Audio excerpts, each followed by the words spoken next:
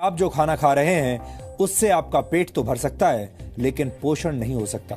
National institute of nutrition ने इसी वर्ष एक फूड कॉम्पोजिशन टेबल तैयार किया है, जिसके आधार पर इंडियन डायटिक एसोसिएशन यानी आईडीए ने भारतीय थाली से जुड़ा एक रिसर्च किया। इस रिसर्च के मुताबिक पिछले 30 वर्षों से भारतीय भोजन की ताकत और उसके पोषक तत्व लगातार कम हो रहे हैं। आपने अक्सर बड़े बुजुर्गों को यह कहते हुए सुना होगा कि पुराने जमाने में भोजन की बात ही कुछ और हुआ करती थी। हर चीज शुद्ध होती थी और आपका खाना शरीर को लगता था। बड़े बुजुर्गों की यह बात अब सच साबित हो रही है। आईडीए का रिसर्च इस बात को भी साबित करता है कि 30 वर्ष पहले खाने में शुद्धता की गारंटी आज के मुकाबले कहीं ज्यादा थी।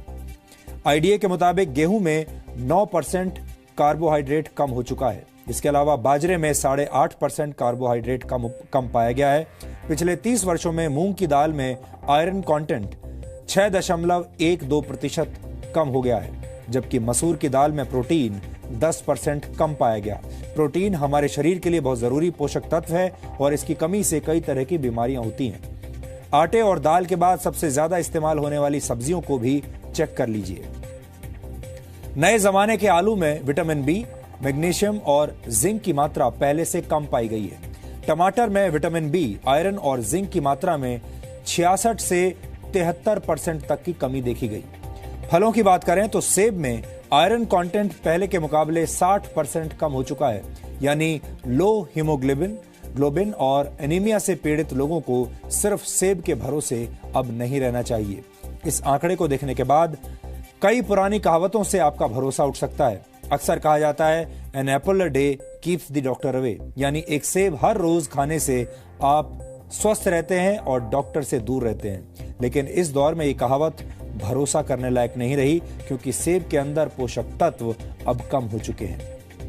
आईडीए ने इस रिसर्च को तैयार करने में नेशनल इंस्टीट्यूट ऑफ न्यूट्रिशन के फूड कॉम्पोजिशन टेबल का इस्तेमाल किया है। एनआईएन ने 528 तरह के खाद्य पदार्थों में मौजूद 151 पोषक तत्वों की जांच की है। इस इंस्टीट्यूट ने 30 साल पहले भी एक फूड कॉम्पोजिशन टेबल तैयार किया था और उस समय के खाद्य पदार्थों में न्यूट्रिशनल वैल्यू आज की तुलना में काफी ज्यादा थी। एक्सपर्ट्स के मुताबिक खेतों में पैदावार बढ़ाने और फसल को बीमारियों से बचाने के लिए पेस्टिसाइड्स और खाद का ज्यादा इस्तेमाल किया जाता है और केमिकल के ज्यादा इस्तेमाल से भारत की मिट्टी में पोषक तत्व लगातार कम हो रहे हैं, जिसकी वजह से खेतों में उगने वाले अनाज, सब्जियों और फलों के पोषक तत्वों में भी गिरावट आ रही है।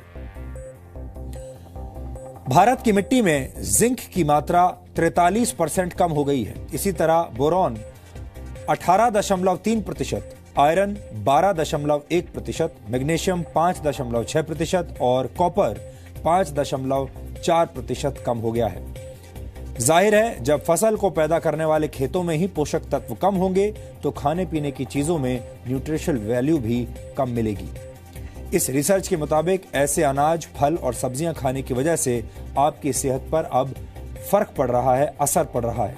आपका शरीर कमजोर बुनियाद वाली उस इमारत की तरह है जिसमें हमेशा रोगों की आशंका बनी रहती है। भारत एक उभरती हुई आर्थिक शक्ति है। भारत दुनिया का सबसे युवा देश है।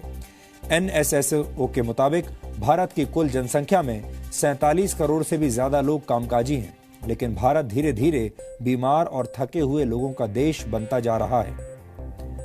दिसंबर 2015 में आई द लैंसेट की एक रिपोर्ट के मुताबिक सेहत के मामले में 5 ब्रिक्स देशों में भारत सबसे नीचे है।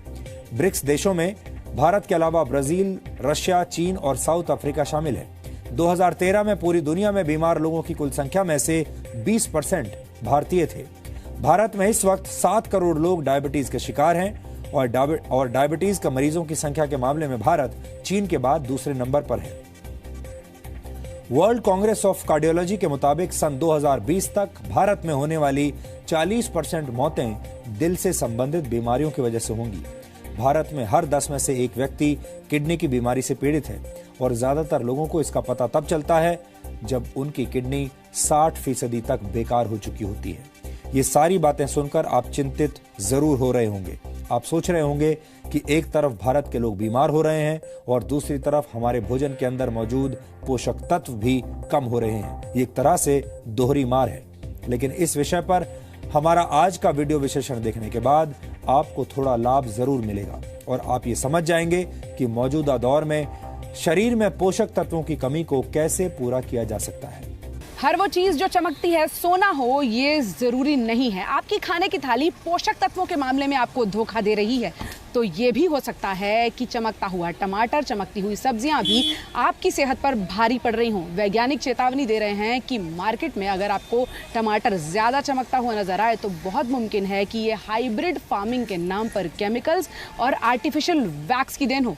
इनसे भी दूर रहने में भलाई है। रीजंस हैं, एक तो हम जिस तरह का एग्रीकल्चर करते हैं, जिस तरह की टेक्निक्स यूज करते हैं, बहुत इंटेंसिव है, तो probably there is not enough time for uptake जिसमें कि सारे न्यूट्रिएंट्स वहाँ पे एब्जॉर्ब हों।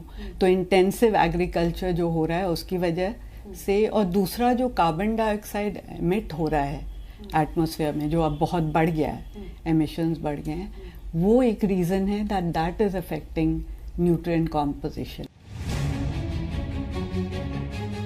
ये सब सवाल खड़े हुए हैं इंडियन डायटेटिक एसोसिएशन के आकलन से। दरअसल नेशनल इंस्टीट्यूट ऑफ न्यूट्रिशन ने 2017 के लिए फूड कॉम्पोजिशन टेबल जारी किया है।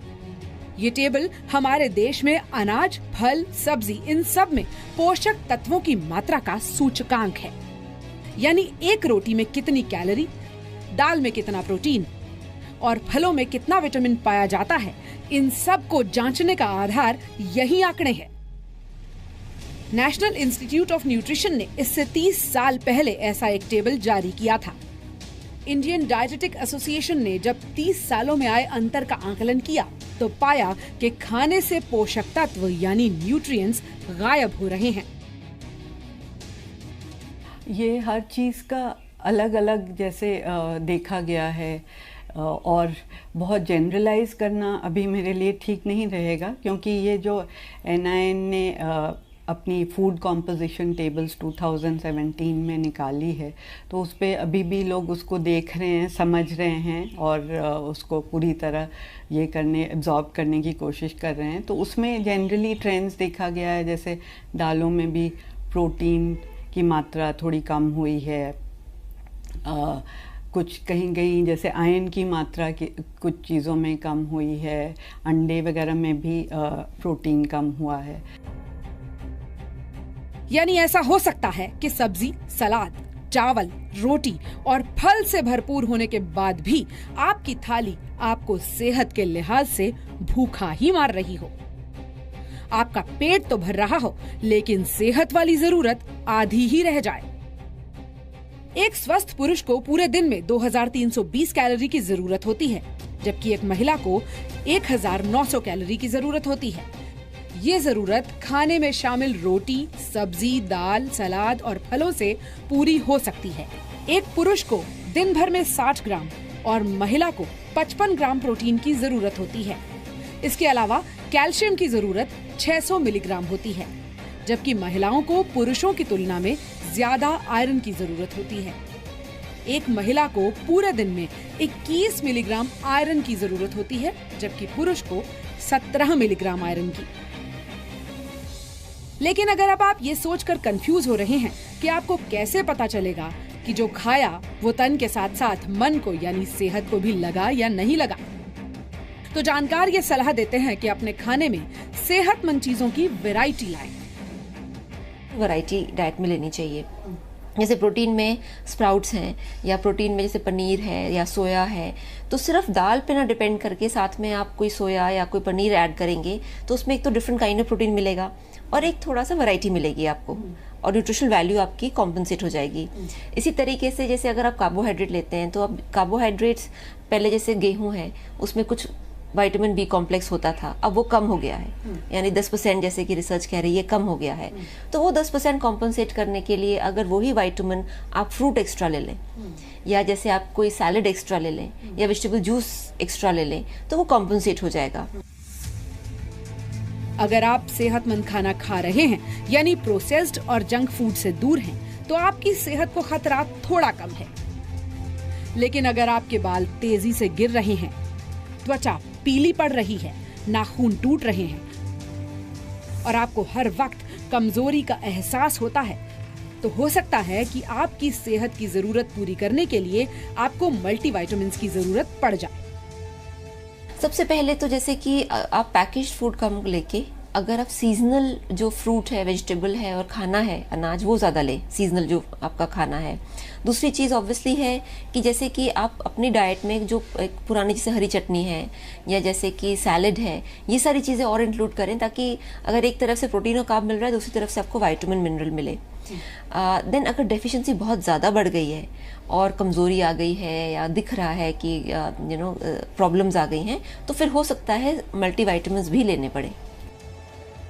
खाने से पोषक तत्व गायब होने के पीछे सीधी वजह है मिट्टी से गायब हो रही ताकत, यानी उसकी उर्वरा शक्ति।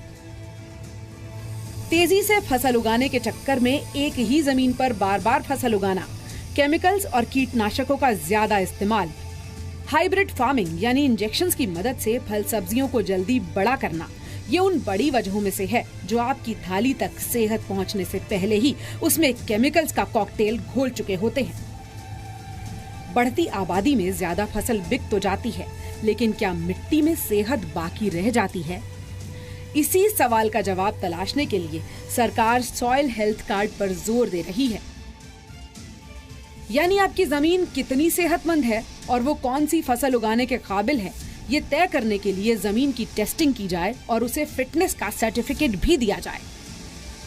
यही पैमाना ये तय कर सकता है कि हम आप तक पहुंचने वाले फल, सब्जी और अनाज कितने सेहतमंद होंगे।